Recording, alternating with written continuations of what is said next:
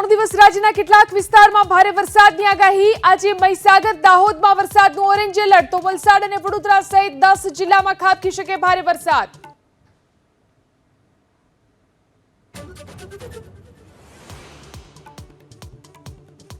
વરસાદને કારણે ગરનાળું તૂટતા ગાંધીનગરના દહેગામનું માચક ગામ બન્યું સંપર્ક વિહોણું। 50 પરિવારને સલામત સ્થળે ખસેડવા તલાટીના પ્રયાસ।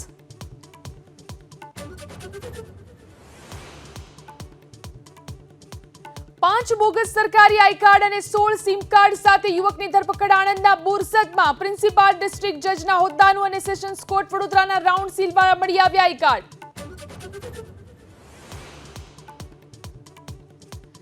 પાલનપુર અમદાવાદ હાઈવે પર છાપી પાસે સોનાના દાગીના ભરેલા થેલાની લૂંટ। રાજસ્થાન પરિવહનની બસમાં આંગડિયા કર્મચારીનો થેલો ઝૂંટવી 2 શખ્સ થયા ફરાર।